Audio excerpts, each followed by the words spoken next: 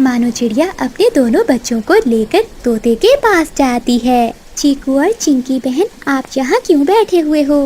कहीं आपका घोंसला भी हमारे घोंसले की तरह टूट तो नहीं गया? हाँ चिड़िया बहन, मेरा घोंसला तो रात की तेज हवा से ही टूट गया था। दुख हुआ सुनकर, लेकिन चीकू भैया मैं आप दोनों की मदद भी नहीं कर सकती क्योंकि मेरा घर भी टूट गया है। मैं तो कबूतर के घर की ओर जा रही थी।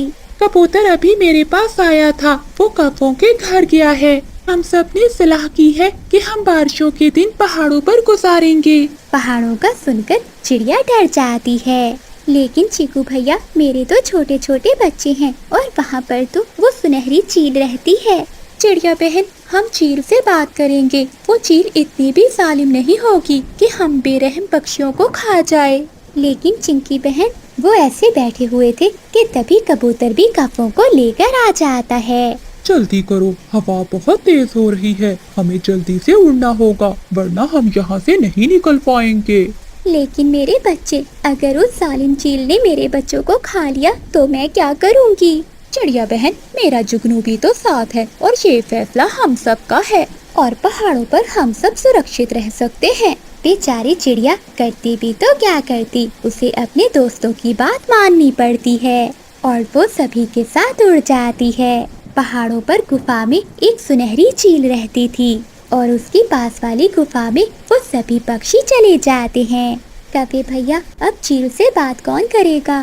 मैं और तुम, हम दोनों चलकर उस चील से बात करते हैं। चिड़िया और बादल कौवा दोनों गुफा के दरवाजे पर जाकर चील को आवाज देते हैं। चील अपनी गुफा में सोई हुई थी, वो उठकर बाहर आती है। अरे पक्षियों, क्या बात है, तुम यहाँ क्या करने आए हो? चील दी, हम सब बारिश के सताए हुए हैं, हम सब कुछ दिन आपकी पास वाली गुफा में रहेंगे। हम आपसे विनती करने आए हैं कि हमारे बच्चों को मत खाना, हम बहुत मजबूर होकर आए हैं यहाँ। ठीक है पक्षियों, तुम चिंता न करो, मैंने मांस खाना छोड़ दिया है, तुम सब निश्चिंत होकर गुफा में रह सकते हो। फिर वो दोनों वापस अपनी गुफा में चले आते हैं। बादल जी, क्या कहा उस चील ने? बिजली मान गई है, वो चील मान गई है, वो हमारे बच्चों को कोई नुकसान नहीं पहुँचाएगी। ये सुनकर सभी पक्षी खुश हो जाते हैं। आप सब गुफा में ही रहना और मेरे बच्चों का ध्यान रखना। मैं और कबूतर भैया दाना लेकर आते हैं। चिड़िया बहन, ध्यान से जाना, बाहर बहुत तेज बारिश है। फिर चिड़िया और कबूतर अपनी गुफा से बाहर निकलते हैं और वो दाने की खोज में जंगल में जाते हैं। जंगल में तो हर तरफ पानी ही पानी था, भोजन मिलना बहुत मुश्किल था। पानी में डूबा हुआ एक फलदार पेड़ चिड़िया देख लेती है। बंटी भैया, वो देखें, वहाँ एक फलदार पेड़ है। फिर चिड़िया और कबूतर उस फलदार पेड़ के पास जाते हैं और उस पेड़ से कुछ फल तोड़ लेते हैं। बचाओ बचाओ, कोई मेरी मदद करो।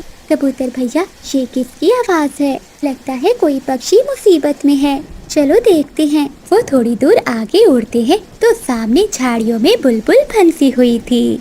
कबूतर और चिड़िया वहाँ जाकर बुलबुल को झाड़ियों से बाहर निकालते हैं। अरे बुलबुल बहन, आप यहाँ कैसे फंस गईं? चिड़िया बहन, भोजन की खोज में निकली थी, लेकिन तेज हवा के कारण मैं उड़ नहीं पाई और इस झाड़ियों में आकर फंस गई। अगर तुम दोनों मुझे ना देखते तो शायद मैं यहाँ पर ही मर जाती। बुलबुल बहन, आपको कुछ भी नहीं होगा, चलो आप भी हमारे साथ चलो। लेकिन कहाँ चिड़िया? हम सब पहाड़ों पर एक गुफा में रह रहे हैं। लेकिन पहाड़ों पर तो वो जालिम चील रहती है। बुलबुल, तुम चील की चिंता ना करो, चील ने वादा किया है कि वो हम पक्षियों में से किसी को भी नहीं खाएगी। फिर चिड़िया, बुलबुल और कबूतर वो फल लेकर अपनी गुफा में आ जाते हैं। गुफा में सब भूखे बैठे हुए थे। चिड़िया सभी पक्षियों को वो फल देती है। ऐसे ही रात हो जाती है। दोस्तों, हम सबको उस सुनहरी चील से सावधान रहना होगा।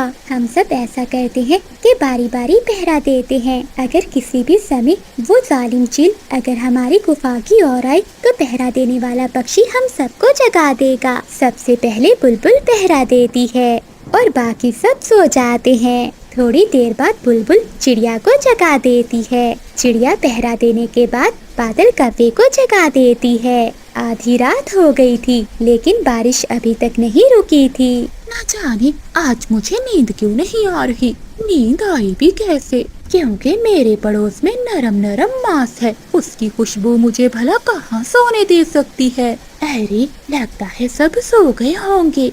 चुपके से एक छोटा बच्चा उठाकर ले आती हूँ, किसी को थोड़ी ना मालूम होगा। ऐसा सोचते हुए सुनहरी चील आहिस्ता से गुफा का दरवाजा खोलती है और दूसरी गुफा की ओर जाती है। चील जैसे ही दूसरी गुफा में झांककर देखती है तो बादल कौवा चील को देख लेता है। कौवा शोर मचाता है। चील चील उठ जाओ पक्षियों, चील हमें देख रही है। सभी पक्षी उठ जाते हैं और सुनहरी चील पीछे हट जाती है। फिर सभी पक्षी गुफा से बाहर आते हैं। चील दी, आप बड़ी हो इसलिए हम सब आपको छोड़ रहे हैं, वरना हम सब मिलकर आपको जान से ही मार देते। मैं तो पानी पीने आई थी। अच्छा, पानी पीना है तो बारिश का पी लो। देखो जंगल में पानी की कमी है क्या? फिर चील चुप करके वहाँ से वापस चली जाती है। देखा दोस्तों, मैंने कहा था कि हमें इस चील का विश्वास नहीं करना चाहिए। फिर सभी पक्षी सो जाते हैं और चिड़िया पहरा देने लगती है। वो गहरी रात गुजर जाती है। अगली सुबह हो जाती है। बारिश भी रुक गई थी और मौसम साफ हो चुका था। वो सब बहुत खुश होते हैं और वो सब सुरक्षित वहाँ से लौट जाते हैं। प्यारे दोस्तों, पक्षियों ने एक दूसरे की मदद की और एक दूसरे का ख्याल रखा। ऐसे उन सबकी जिंदगियां सुरक्षित रहीं। बादल कौवे के घर बंटी कबूतर बिजली कौवे का रिश्ता लेकर आता है। कबूतर, दहेज की हमें कोई जरूरत नहीं, लेकिन दुल्हन सुंदर होनी चाहिए मेरे बेटे की। सुंदर, बहुत सुंदर है वो कौवी। ये देखिए, मैं उसकी तस्वीर भी लाया हूँ। बादल कौवा तो बिजली कौवे की तस्वीर देखकर ही मर जाता है।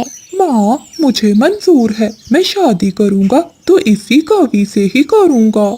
इससे सुंदर पत्नी मुझे कहीं से भी नहीं मिलेगी। तो फिर लाओ मेरे